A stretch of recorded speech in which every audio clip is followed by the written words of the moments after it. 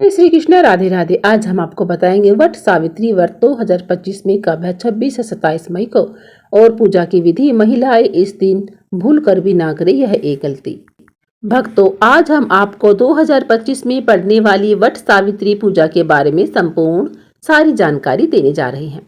भक्तों, इस बार 2025 में वट सावित्री व्रत कब रखा जाएगा, इसकी पूजा का शुभ मुहूर्त क्या है, पूजा विधि क्या है, व्रत में क्या खाना चाहिए क्या नहीं खाना चाहिए, कौन सी चीज़ है जो दान में देना बहुत ही अच्छा रहेगा, कौन सी चीज़ है जो हमें बिल्कुल भी दान नहीं करनी चाहिए, और वह कौन सी महिलाएं हैं जिनको वट सावित्री का व्रत बिल्कुल भी नहीं रखना चाहिए।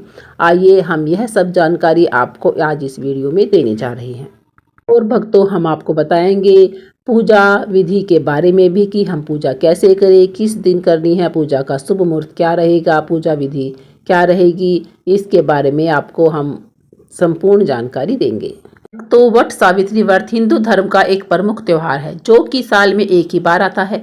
वट सावित्री का व्रत महिलाएं अपने पति की लंबी आयु की कामना के लिए रखती हैं। वट सावित्री व्रत ज्येष्ठ माह की अमावस्या तिथि के दिन रखा जाता है। आज इस वीडियो में जानेंगे वट सावित्री व्रत कैसे रखें, नहाय खाई से लेकर पारण तक की संपूर्ण जानकारी। प्रिय भक्तों, उस दिन कौन सा एक श्रृंगार है जो हमें जरूर करना चाहिए, जो महिलाओं को जरूर करना चाहिए। वट सावित्री व्रत ज्येष्ठ महीने की अमावस्या तिथि को किया जाता है और यह इस बार 26 मई दिन सोमवार को है। और इस व्रत को करने का नियम है, एक दिन पहले ही हम नहाए खाए करते हैं। तो नहाए खाए के दिन आप सबसे पहले नाखून काट लीजिएगा भक्तों, उसके बाद बाल धो लीजिएगा। और इस दिन हमें शुद्ध सात्विक भोजन करना चाहिए, यानी कि लहसुन, प्याज, बैंगन, मसूर की दाल, जितनी भी अशुद्ध चीज़ें होती हैं वह हमें नहीं खानी चाहिए। और उसी दिन हम मेहंदी लगाते हैं। प्रिय भक्तों, आप लोग व्रत से एक दिन पहले ही मेहंदी लगा लीजिए। और इस व्रत में ठेकुआ बनाया जाता है, तो नहाय खाए के दिन ही आप लोग ठेकुआ बना लीजिए। अगर आपके यहाँ ठेकुआ चढ़ता होगा तो आप लोग बना लीजिएगा, अगर नहीं चढ़ता होगा तो नहीं बनाइएगा। और उसके अगले दिन हम व्रत रखेंगे। तो व्रत के दिन आप लोग सुबह सबसे जल्दी उठ जाइए भक्तों, यानी कि ब्रह्म मुहूर्त में उठ जाइए भक्तों। सुबह जल्दी उठकर आप स्नान कर लीजिए, शुद्ध वस्त्र धारण कर लीजिए। अगर हम लाल या पीले वस्त्र पहनते हैं तो बहुत ही शुभ रहता है। आपके पास अगर लाल या पीले रंग की साड़ी है तो उसे जरूर पहनिए। अगर आपके पास अपनी शादी का जोड़ा है, साड़ी है, लहंगा है, वह भी आप पहन सकती हैं भक्तों। अगर आपको हो सके तो चूड़ी आप नई जरूर ले लीजिएगा।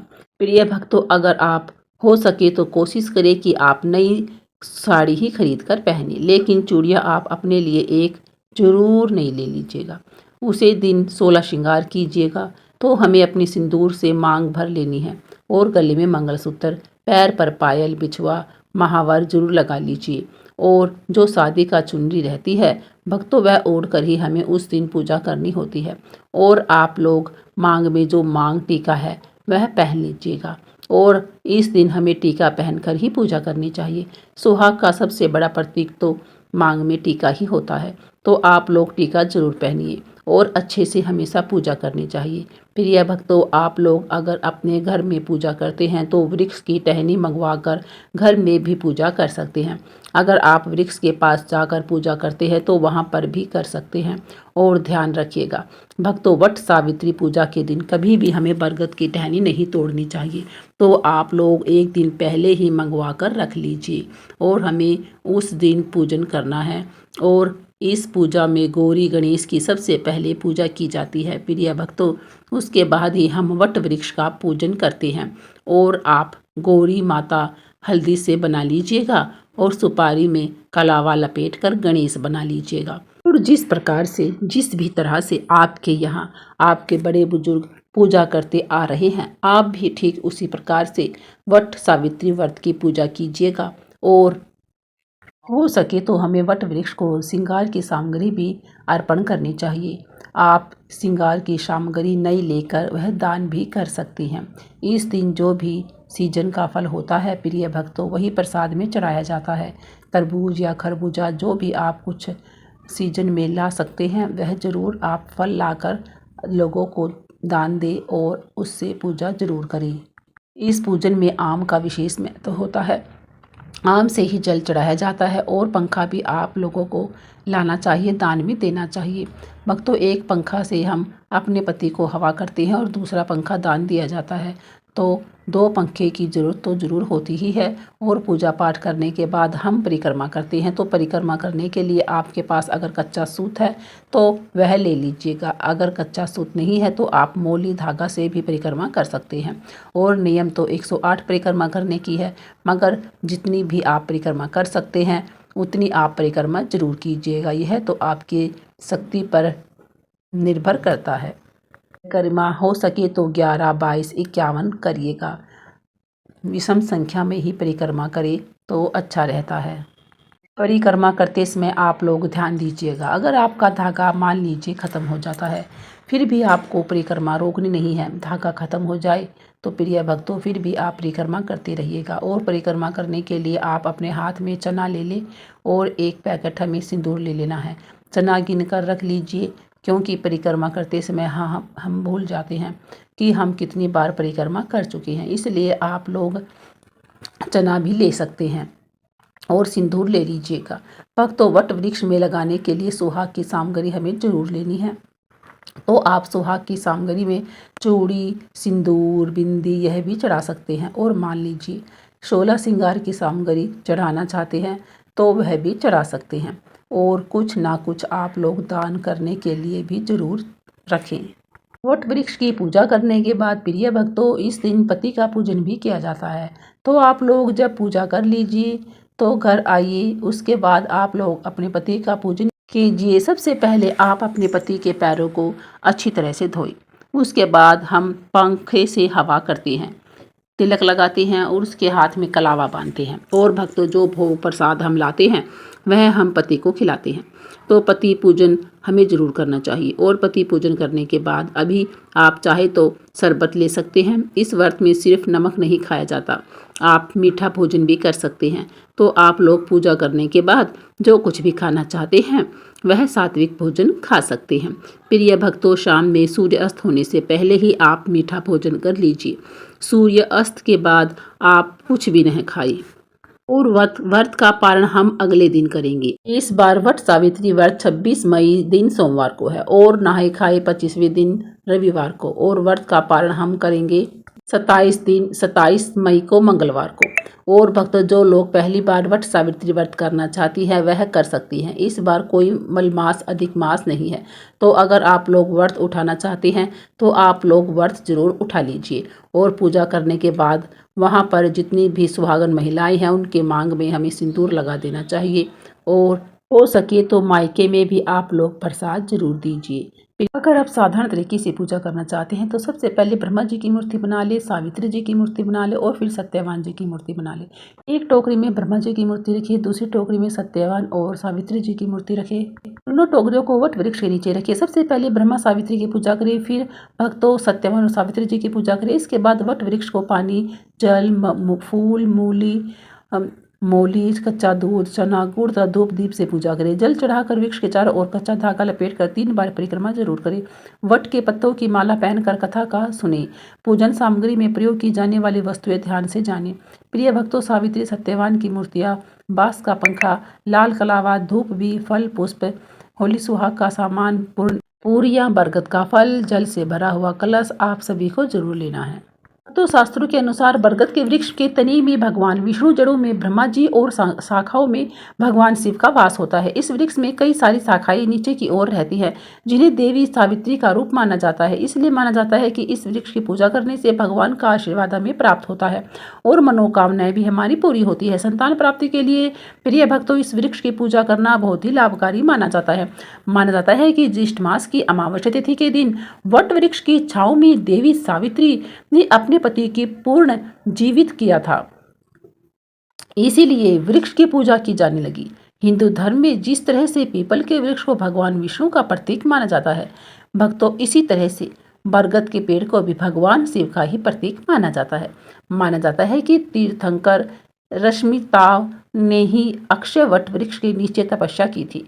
इस स्थान का प्रयाग में रक्तदेव तपस्थली नाम से भी जाना जाता है। प्रिय भक्तों, इस दिन कौन सी गलतियां हमें भूलकर भी नहीं करनी चाहिए, आइए जानते हैं।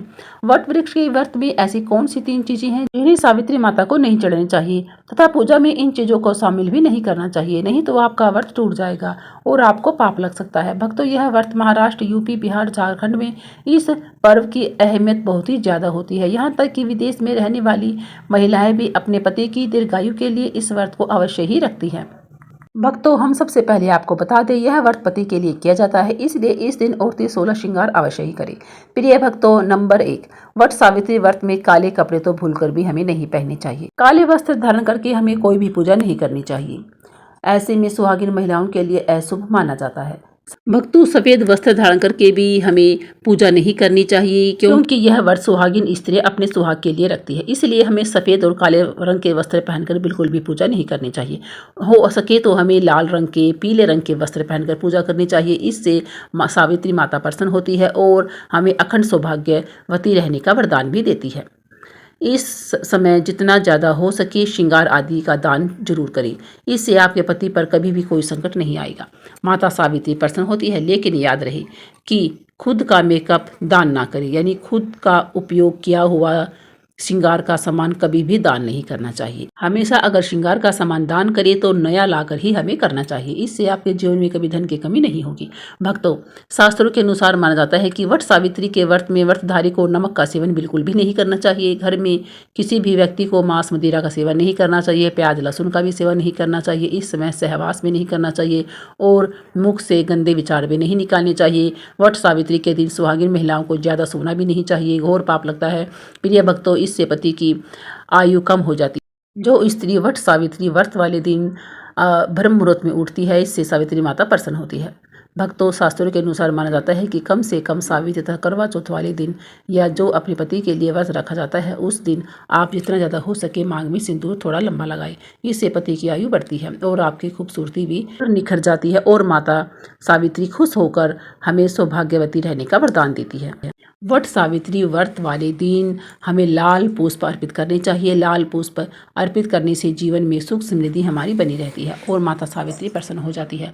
लाल फूल को प्रेम का प्रतीक माना जाता है। लाल फूल प्रेम को बढ़ाता है। प्रिय भक्तों, वट सावित्री के दिन घर में मीठे पकवान अवश्य ही बनाने चाहिए और भोग भी लगाना चाहिए। भक्तों, वट सावित्री के दिन अधिकतर महिलाएं ब्यूटी पार्लर में जाकर अपने बाल कटवा लेती हैं, जो कि घोर पाप लगता है। इससे पति की मृत्यु निकट आ सकती है। लंबे बाल किसी भी सुहागिन महिलाओं को वट सावित्री के दिन नहीं कटवाने चाहिए, इससे माता सावित्री क्रोधित हो जाती है।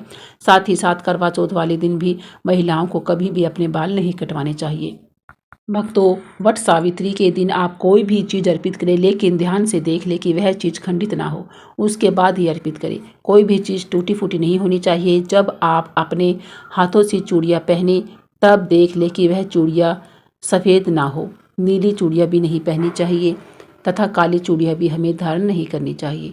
भक्तों, इस दिन गले में मंगलसूत्र पहनना कतई ना भूले, नहीं तो आपका व्रत पूरा नहीं माना जाएगा। गले में मंगलसूत्र अवश्य ही होना चाहिए। प्रिय भक्तों, अब जानते हैं वह कौन सी 3 महिलाएं हैं जो वट सावित्री का व्रत भूल कर भी नहीं रख सकती। सावित्री का व्रत ऐसी महिलाएं कभी ना रखे जो अपने पति से बिल्कुल भी प्यार ना करती हो और किसी गैर मर्द का ख्याल करती हो या किसी और मर्दों के ख्याल में खोई रहती हो। के चरित्र के लिए अच्छा नहीं माना जाता। असल में आप ही भागीदार है।